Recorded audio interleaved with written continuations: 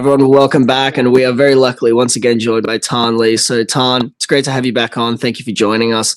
So, look, firstly, I wanted to ask you, how are you doing post-vacation following your last fight? And so now that you've had some time to recharge, what's sort of the next year looking like for Tan Lee? Are you considering taking some time off, or are you looking to get back in there as soon as possible? No, we're already talking about matchups and rematches and all these things going back and forth. So no, there's no rest. We're back on this. We got a limited time in this game, so we got to get back in there and get this belt back and start defending that thing. 100%. Tan, before your fight with Tang, you spoke about the possibility of making a run at lightweight after your fight with Tang. Now, considering the decision didn't go your way with Tang, is the immediate plan to, like you just sort of touched on it, to get the rematch, or is the lightweight title still sort of in the forefront of your mind at this point? It's on the brain for sure. Like this is not this is just a hiccup in the path to success. You know what I mean? So we're gonna go back, get that belt back, defend it a couple times, do what we need to do in that division to make sure that we're at the top of the mountain, and then we can start taking a look at lightweight just like before. Christian got his belt back. Congrats to him. That's still a matchup that is on the brain and somebody we're always game planning for. He's such a great fighter, experienced, did a great job getting his belt back, and maybe we'll follow in his footsteps, get our belt back, and then we'll meet somewhere. Yeah, for sure. So, Tan, look, I have a technical question for you. So, in the first round with Tang, you were circling a lot to the power hand, but still utilizing traditional martial arts movement of getting in and out when you were sort of finding your distance. Was circling to the power hand trying to draw out his right hand to sort of gauge the range, or were you trying to make reads so that you could start to counter him? Yeah, we were trying to figure out read-wise what weapons he wanted to use initially. Obviously, the leg kicks were landing early, and then we were trying to stay away from that left side as safely as possible and create what we wanted to within our game plan. You know, I always like to mix up the way I move anyway, but we were moving away from that lead hook, which obviously has got a great lead hook. He also has a really dangerous lead leg, so we were game planning against that. We didn't want to keep our movement one directional, of course. That's why you saw us going both ways, open stance, closed stance, all that good stuff. But yeah, mixing it up obviously is big. Getting the reads on what he was going to go after that fight with his hands, which honestly he didn't come out like we thought he was going to come out. He hardly took a step forward, so it did throw a little monkey wrench in the situation it created. But obviously, you know, next time we go in there, we stay away from his dangerous weapons, which are going to be the same ones. His lead left hook, his lead left kick, those are all very, very dangerous weapons. He's very good, sharp with those, and he's got good timing with those things. So we want to make sure our entries and our approaches and the way we close distance don't allow him to do what he does best. Tan, going into the fight with Tang, everyone was pretty well aware that he's a very hard puncher and can take a shot. Was there anything specifically about Tang that maybe caught you off guard or maybe surprised you more than you originally anticipated? The bailing, I think the bailing, him vacating space as much as he did after, let's say maybe like the first after the second round. He was on his bike a lot. He definitely didn't want to put himself in any dangerous situations and trade punches because he had a small lead with those leg kicks. So I get it. I understand. He also didn't want me to bring him to the ground, which is, a smart game plan on his side as well. But yeah, the amount of, I don't want to say sprinting, but the amount of him bailing and bouncing off the cage and maybe running to a different area was a little more than I expected, to be honest. For sure. So, Tan, look, kind of switching gears a little bit, going into this weekend, there's obviously some massive fights on, and I wanted to get your thoughts on Sean O'Malley versus PDR, and if you've had a chance to sort of look at that fight and think about it at all. As stylistically, I think it's really intriguing as a matchup. It is. That one is definitely one of the ones I have my eye on for sure. Obviously, because I'm kind of a one-off tie-in with O'Malley, being on the Contender Series with him. I pay attention to the bantamweight division a good amount because a good friend of mine fights in that division. So Cory likes to, he's doing a really good job in that division. He's up there in the ranks, and he might see one of these guys. Who knows? So obviously he fought Jan. O'Malley is somebody that's up there now that he's inevitably going to face. So yeah, that's an interesting matchup. Honestly, I don't know what to tell you. I think O'Malley's a lot better than his persona says. He does a really good job on the persona side, but I think he's more skilled, more thought out than that leads you to believe. But Jan is a monster. Very, very good striker. Very good fighter. I obviously know and train with Cory Sandhagen, like I mentioned. I understand his skill set and how damn good he is everywhere.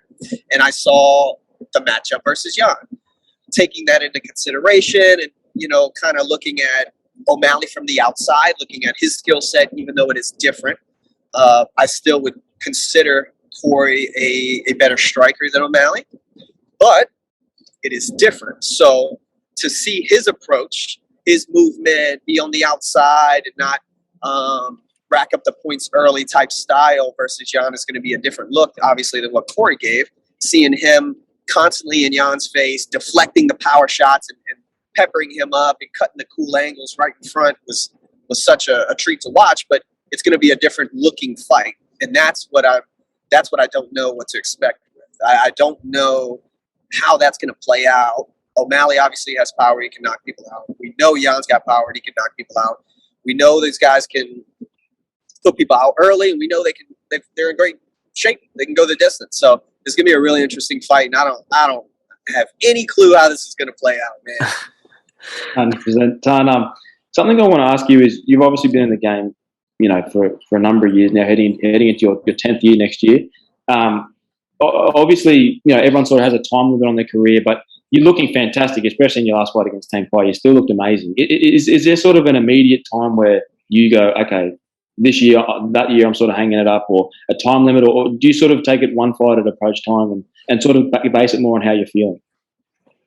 No, this is purely based on how I feel, because there's a benefit to how I personally have approached the game. Is like, I'm all in on martial arts, but I can literally do whatever I want as far as being a successful human. I'm not saying I'll be great at everything. I'm just saying that I could do what I want. I've had corporate jobs. I've had sales jobs. I'm good at those. And I really like martial arts. I really like teaching and coaching. I can do, a bunch of different things. So I don't have to fight to support my family because we all know that's, my number one priority, taking care of the people around me. Yeah. So I can do that many ways. I really like fighting, and I'm pretty good at it. So that's the path right now. If I wake up tomorrow morning and I'm like, man, I don't want to train, or I don't want to fight, or I just don't have the same desire to get it, I'll quit tomorrow. None of that bothers me. You know what I mean? I just, unfortunately for the other guys in the division, I don't have that feeling yet. I wake up, I'm on this road trip now, and I, went to the gym for a little bit and did a little strength and conditioning thing.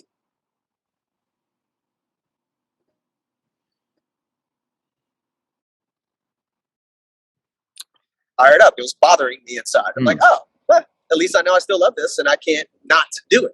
Whenever that time comes and I wake up and it's, I don't want to do this and I don't have the desire to be in the gym and get better and blah, blah, blah, I'll hang it up. I have you won't see me a few knockouts in, receiving them and being like, I'll take one more for the paycheck. That's not happening.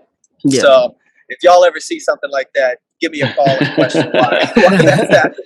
Yeah. No, and I think it's really valuable for fans to see a fighter that can talk like that and say that they love the game, but, they can walk away whenever they're not feeling it. And I think it's really important for young fighters to sort of see that as well, so that, they can understand that they can have a life outside of fighting and after fighting. But look, Tan, going into sort of the last question from us, because we know you're on a road trip, we don't really want to take too much of your time, but you've worked with Cory Sandhagen before, as you kind of spoke to. Can you just speak to the value that he added to your training camp and whether you'll be looking to work with him, continuously for future camps? Oh, for sure. Absolutely. To answer the question, I actually hit him up last night, maybe the night before, just talking about a trip that I'm gonna do my usual trip to Ryan Hall's at 50/50 in Falls Church, Virginia, and meet those guys up there so I can learn some more and practice and all the good stuff. Work with the team up there. But yeah, I'm continually working with him. Obviously, he's a great addition to anybody's training camp. Just getting training with him because all around he's a phenomenal fighter. Like you guys might not, as far as like media and fans, might not see like the skills he possesses on the ground, his wrestling skills, the way he mixes things. Because you don't train with him, you only see what you see in fights, and you can only kind of judge off of that. But I get to see that part of him, so being able to work with him, and we're kind of working in the same direction as far as building some ground skills and making sure we're sharp and dangerous on the mats, and being able to transition from top to bottom and taking our striking and closing the distance when we want, creating car crash collisions when we want. So we have all these different aspects of striking that we're helping each other with. And we're both working in the same direction and trying to learn as much as we can from Ryan Hall as far as the grappling side of things, and mixing those in to make it a complete game. That's in as far as we've talked about before, seeing the ultimate version of Tang, the final picture that I would like to achieve. Like, that guy's got it all. He's a 10 out of 10 in every aspect. Of course, I'm nowhere near that now, but I'm way closer than I was before meeting those two guys. And to speak on how much they've helped me and how much Ryan Hall and his team has helped me so much in developing into the guy I am now. That's just constant upgrades, improvements that you've got to have, along with a good home base. And you guys, you hear me yap about my home team all the time, but I'm in the car with, my brother, my coach, and my coach. So I've got my brother and my coach sitting in the driver and passenger seat. But I'm only talking good about them because they're here. You've got to have a good base, and then you've got those guys being able to I'm popping in on those teams weekly, monthly, every 4 or 5 weeks, and it's such a good system that I have. I think it can only get better from here. Tang, it is always a privilege and an honour to chat to you. We always appreciate and value your time very much. Look, have a safe drive, get there safe, and we'd love to chat to you in the lead up to your eventual rematch, and we look forward to getting that belt back, man. We can't wait to see it. For sure, man. I cannot wait. And hopefully we get on before the fight, but I'll get back on after the fight, and we'll put our hands up in the air and that's it. Let's do it. Right. Thanks very much, man.